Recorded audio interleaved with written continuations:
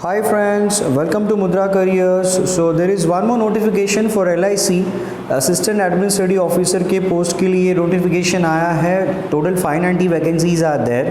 तो let's see इसके सारे डिटेल्स क्या कुछ है, लेकिन उससे पहले एक रेगुलर अपडेट्स मिलने के लिए हमारे चैनल को सब्सक्राइब करना मत भूलिएगा and don't forget to click this bell icon so that you will get all the updates on time.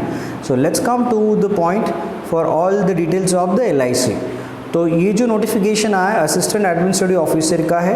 Eligibility क्या है? एज लिमिट में 21 to 30 years is the age limit for general category. OBC के लिए till 33 और SC/ST के लिए till 35 years they can apply. बाकी physically handicap और एक्स सर्विसमैन लोगों के लिए there is age relaxation as per the central government norms. Educational qualification. तो एजुकेशनल क्वालिफिकेशन पर आते समय एक बात क्लियर करना चाहता हूँ. जो पहला क्वालिफिकेशन है ये असिस्टेंट एडमिनिस्ट्रेटिव ऑफिसर जनरलिस्ट के कैटेगरी के लिए है, जिसके 350 वैकेंसीज़ है. तो ये 350 वैकेंसीज जो है आउट ऑफ 590, इसके लिए जो एजुकेशन क्वालिफिकेशन का रिक्वायरमेंट है वो कुछ ज़्यादा एक्स्ट्रा नहीं है. एनी ग्रेजुएट और एनी बैचलर्स डिग्री फ्रॉम और रिकॉग्नाइज्ड यूनिवर्सिटी अगर आपके पास है तो आप अप्लाई कर सकते हो. जो बाकी के वैकेंसीज़ है उसके लिए एजुकेशन क्वालिफिकेशन क्या है वो हम अगले स्लाइड में देख लेते हैं. So there are 4 more different type of post. तो जो एक्स्ट्रा स्पेशलिस्ट पोस्ट जो है तो उसमें 150 vacancies are there for IT is for information technology. तो IT रिलेटेड जो भी वैकेंसीज है उसके लिए आपके पास इंजीनियरिंग का डिग्री है, BE या BTech है इन कंप्यूटर साइंस और IT और इलेक्ट्रॉनिक्स, या फिर आपने अगर MCA कंप्लीट किया है या फिर आपने MSc कंप्यूटर साइंस किया है तो आप इसके लिए अप्लाई कर सकते हो. जो नेक्स्ट है 50 vacancies, this is for chartered accountants post. तो अगर आपका चार्टर्ड अकाउंटेंट का कोर्स कंप्लीट हो चुका है तो आप इसके लिए एलिजिबल हो, आप अप्लाई कर सकते हो. नेक्स्ट एक्चुरियल, ये एक्चुअली स्टैटिस्टिक्स रिलेटेड वैकेंसी है. सिर्फ 30 वैकेंसीज आर देयर और इसका जो भी एलिजिबिलिटी क्राइटेरिया थोड़ा सा अलग है, एक्स्ट्रा है. तो ये ठीक से देख लेना, अगर ये आपके पास है तो आप अप्लाई कर सकते हो. And the last one is for राजभाषा अधिकारी, जिनके 10 वैकेंसीज़ है. अगर आपका पोस्ट ग्रेजुएशन हुआ है हिंदी में या फिर आपके पास बैचलर्स डिग्री तक हिंदी था या पोस्ट ग्रेजुएशन में हिंदी इंग्लिश दोनों था, तो आप इसमें से कोई भी कॉम्बिनेशन में अगर आपके पास सब्जेक्ट्स से टिल योर ग्रेजुएशन और पोस्ट ग्रेजुएशन तो आप इस पोस्ट के लिए अप्लाई कर सकते हो. Now this is about the eligibility criteria. Let's come to the application details. Application details में सबसे पहले कौन से डॉक्यूमेंट्स आपको रेडी रखने हैं, तो टोटल 4 डॉक्यूमेंट्स रेडी रखने. एक पासपोर्ट फोटोग्राफ का स्कैन, उसका साइज़ 20 से 50 KB के बीच में होना चाहिए. सिग्नेचर स्कैन जो 10 से 20 KB के बीच में होना चाहिए. लेफ्ट थंब इम्प्रेशन, ये वाइट पेपर पे ब्लैक या ब्लू इंक से आपको एक लेफ्ट थंब का इम्प्रेशन बनाना है और वो रेडी रखना पड़ेगा अपलोड करने के लिए. And handwritten declaration should be ready. और ये वाइट पेपर के ऊपर ब्लैक इंक से आपके खुद के हाथों से ये हैंड रिटन डिक्लेरेशन लिखना है. ये किसी दूसरे के हैंड राइटिंग में नहीं चलेगा, आपका खुद का हैंड राइटिंग यहाँ पर इंपॉर्टेंट है. और यहाँ पर क्या लिखना है वो भी यहाँ पर मैंने मेंशन किया है कि आई और आपका नाम अगर राहुल शर्मा है तो I Rahul Sharma hereby declare that all the information submitted by me in the application form is correct, true and valid. I will present the supporting documents as and when required. तो इतना आपको एक वाइट ब्लैंक पेज पे लिख के ये भी scan करके अपलोड करना है. सो ये सिर्फ 4 बातें अपलोड करनी है, बाकी सारे डिटेल्स आपके पर्सनल डिटेल्स रहेंगे. बाकी application details, this is a website, official website for LIC. और जो डिटेल नोटिफिकेशन और एप्लीकेशन का लिंक है वो हमने डिस्क्रिप्शन में और कमेंट बॉक्स में आपके लिए शेयर किया है. और उसी के साथ हमारा एक ब्लॉग जिसमें सब कुछ सारा information in short simple language में जो लिखा है वो भी शेयर किया है. और जो फ़ीस है वो 600 रुपीज़ है application cost. 100 rupees is a cost for SC/ST और फिजिकली हैंडीकैप और एक्स सर्विसमैन पीपल. और mode of application, mode of payment दोनों ऑनलाइन ही रहेगा. इंपॉर्टेंट डेट्स देख लेते हैं. एप्लीकेशन ऑलरेडी स्टार्ट हो चुका है 2 मार्च को. Last date of application is 22 March. जो फर्स्ट फेज का एग्ज़ाम होगा वो 4th और या फिर 5th मई को होगा. इस दोनों में से किसी एक दिन आपका एग्ज़ाम रहेगा या आपको आपके कॉल लेटर आने के बाद पता चल जाएगा. कॉल लेटर नॉर्मली एग्ज़ाम से 10 से 15 दिन पहले आ जाता है. जो फेज़ 2 का एग्ज़ाम है वो 28 जनवरी को रहेगा. एंड इंटरव्यू का डेट जो भी है ये आपको बताया जाएगा if you are getting shortlisted further for interview. Let's see the selection process, examination structure क्या है वो देख लेते हैं। तो ये आपका प्रिलिमिनरी फेज का एग्ज़ाम है। तो वैसे है तो ऑलमोस्ट IBPS या SBI के प्रीलिम्स के जैसा ही, लेकिन इसमें कुछ छोटे मोटे चेंजेस हो चुके हैं इस बार। सो लेट्स अंडरस्टैंड कि वो चेंजेस क्या है। तो there are 3 section, reasoning, maths, that is quantitative ability and English language. और 35 मार्क्स है, 30 मार्क्स का इंग्लिश है, टोटल 100 मार्क्स आते हैं और 100 क्वेश्चंस आते हैं। लेकिन मार्क्स की बात करें सो 35 मार्क्स जितने क्वेश्चंस उतने ही मार्क्स है रीजनिंग में और कॉन्ट में भी। इंग्लिश में उन्होंने 30 और डबल स्टार लिखा है। टोटल मार्क्स आपको दिख रहा है तो 70 लिखा हुआ है। अभी ये चेंज क्या है, तो इस बार उन्होंने मेंशन किया है कि इंग्लिश लैंग्वेज का जो भी टेस्ट है उसमें आपको सिर्फ क्वालिफाई करना है और उसका जो स्कोर है वो कहीं पर काउंट नहीं होने वाला। और क्वालिफाइंग स्कोर कितना रहेगा वो उन्होंने आगे मेंशन किया अगले कॉलम में। आप देख सकते हो कि इंग्लिश के रो में SC ST के लिए इंग्लिश का क्वालिफाइंग स्कोर रहेगा 9 मार्क्स और अदर्स के लिए रहेगा 10 marks. So 10 marks for general और OBC कैंडिडेट। इसका मतलब अगर 30 में से आपने 10 मार्क निकाला है, आप इंग्लिश में क्वालिफाई हो चुके हो। अभी किसी ने अगर 30 में से 20 मार्क निकाला है तो उसको उस एक्स्ट्रा 10 मार्क का कोई एडवांटेज नहीं मिलने वाला। तो इंग्लिश में स्कोर जो भी इंग्लिश का फाइनल आने वाला है वो कहीं पर काउंट नहीं होने वाला है। लेकिन अगर आपने क्वालिफाइंग के जितना मार्क्स नहीं निकाला, लेट्स से आपको इंग्लिश में 8 मार्क मिले तो आप क्वालिफाई नहीं कर रहे, तो भले आपको बाकी के 2 सेक्शन में आपने क्वालिफाई किया होगा या कितना भी अच्छा स्कोर रहेगा तो भी आप नेक्स्ट राउंड में शॉर्टलिस्ट नहीं होने वाले हो। और एक एक्स्ट्रा बात, यहाँ पर पहली बार उन्होंने एक मिनिमम कट ऑफ हम बोल सकते हैं क्वालिफाइंग मार्क्स यहाँ पर मेंशन किया है हर किसी सब्जेक्ट का। तो आपको पहले से पता होना चाहिए कि आपको रीजनिंग में मिनिमम 16 SC ST के लिए और जनरल कैटेगरी के लिए 18 मार्क्स निकालना ज़रूरी रहेगा और मैथ्स में भी आपको 18 मार्क्स निकालना है। तो यू ऑलरेडी नो कि आपको कितना स्कोर करना है। बाकी बातें यहाँ पर मैं ऑलरेडी मेंशन है कि section wise time 20 minutes fix है, टोटल ड्यूरेशन 1 घंटे का रहेगा।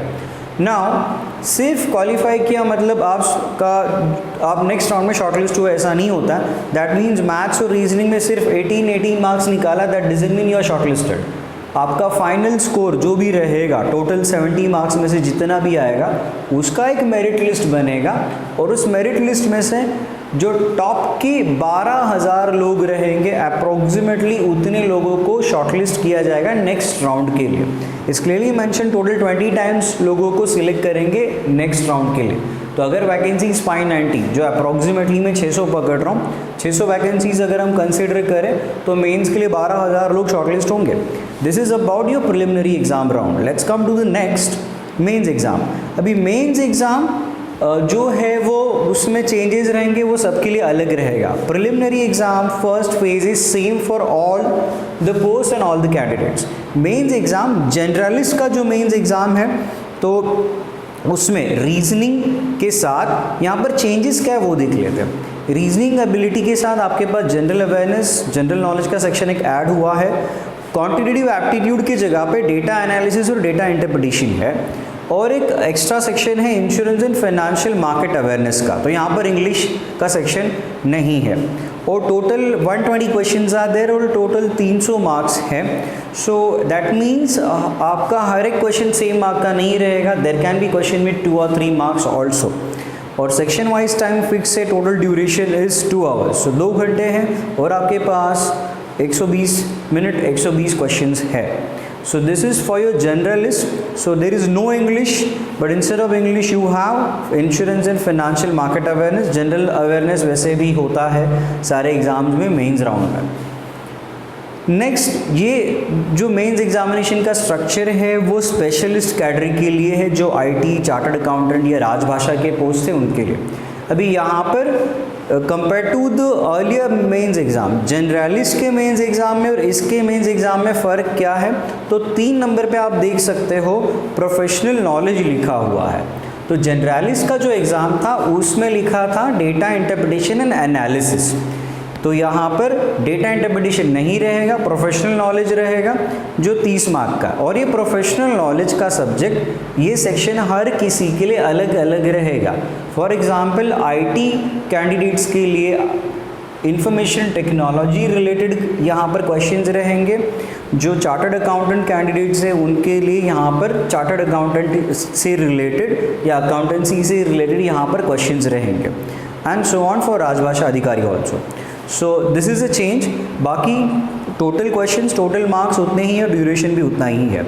तो मेंस एग्ज़ाम के साथ साथ उसी दिन और एक एक्स्ट्रा पार्ट रहेगा, डिस्क्रिप्टिव टेस्ट। तो ये 2 घंटे का टेस्ट हुआ जो ऑब्जेक्टिव था, मल्टीपल चॉइस था। डिस्क्रिप्टिव टेस्ट जो है ये मेंस एग्ज़ाम के साथ रहेगा सारे पोस्ट के लिए, फॉर ऑल द पोस्ट, मतलब जनरलिस्ट से लेके सारे वैकेंसीज़ के लिए ये रहेगा, जिसमें एसे और लेटर राइटिंग इंग्लिश में लिख करना होगा।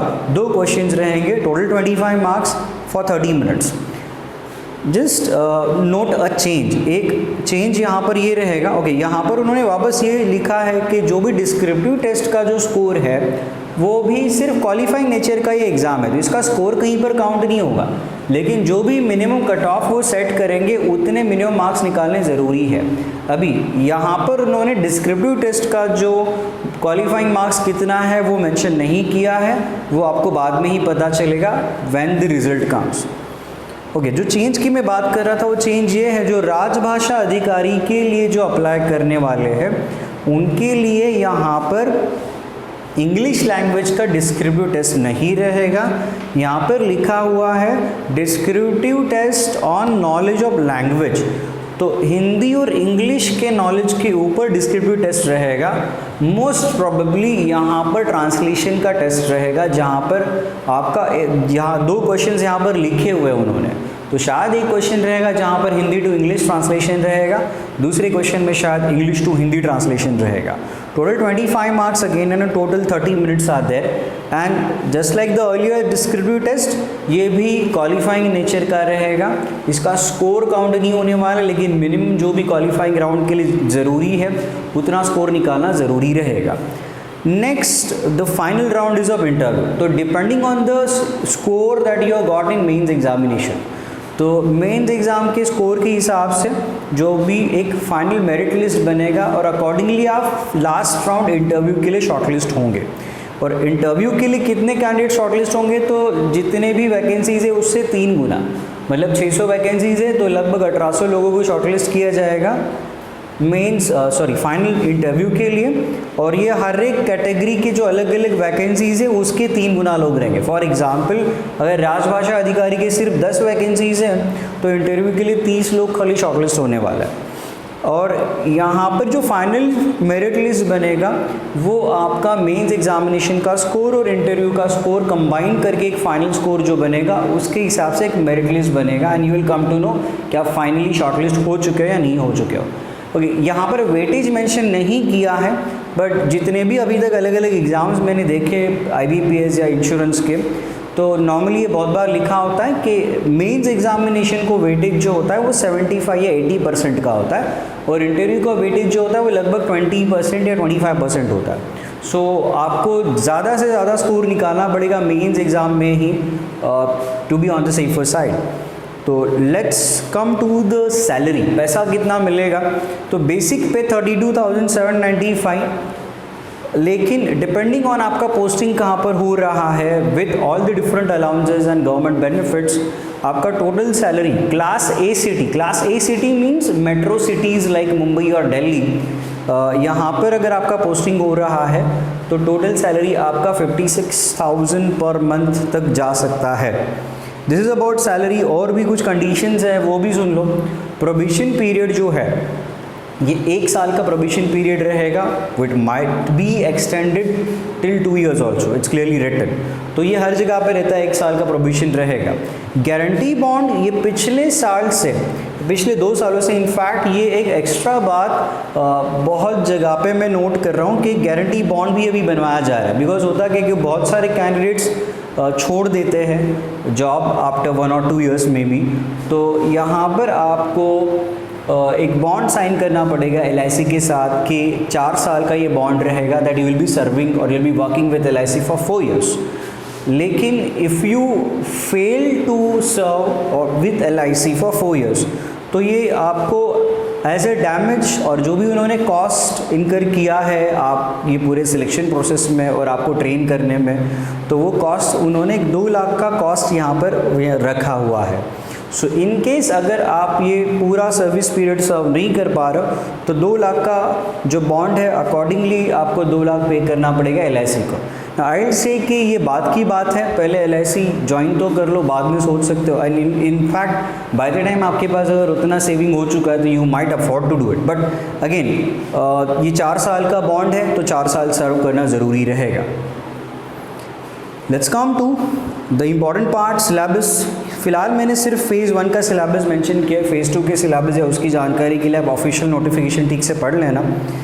तो ये इंडिकेटिव सिलेबस है डिपेंडिंग ऑन अभी तक जितने भी अलग अलग प्रीलिम्स होते आए हैं। तो इम्पॉर्टेंट टॉपिक्स मैंने यहाँ पर मेंशन किए हैं। नंबर सीरीज़ लगभग 5 मार्क के लिए आता है। Data interpretation can be a topic for around 15 marks, तो 20 मार्क यहाँ पर ही हो गए। एंड बाकी सारे टॉपिक्स 1 या 2 मार्क के लिए मिल सकते हैं। रीजनिंग में जो पजल्स का टॉपिक है analytical puzzles, it will come for around 15 marks. बाकी कोडिंग डिकोडिंग ब्लड रिलेशन ये भी इंपॉर्टेंट और फ्रीक्वेंट टॉपिक्स रहेंगे। कंपैरिजन वाला क्वेश्चन यहाँ पर एक मिलता है, एक क्वांटिटेटिव एप्टीट्यूड में भी आता है, तो ये भी इंपॉर्टेंट टॉपिक्स रहेंगे। इंग्लिश लैंग्वेज की बात करें तो वैसे ये अभी क्वालिफाइंग नेचर का ही है, लेकिन जो भी सेंटेंस करेक्शन या एरर स्पॉटिंग ये सारे टॉपिक जो है या फिल इन द ब्लैंक्स ये ग्रामर बेस्ड है, वोकैबुलरी बेस्ड है और आपके लिए रीडिंग कॉम्प्रहेंशन का भी एक टॉपिक है। सो आपको इसके लिए प्रिपेयर तो ज़रूर करना पड़ेगा बिकॉज आपको कम से कम 10 मार्क्स तो निकालने हैं। So this is about the syllabus. If you are looking for the best study material, then we are sharing the link for our study material. So if you want, you can purchase that from us. और online test भी वहाँ पर मौजूद है, you can buy online test also. अगर आपको हमारा video पसंद आया तो उसको लाइक करना मत भूलिएगा। Best luck for the exam, thanks for watching, we will come with more information and more updates. तब तक के लिए बाय बाय।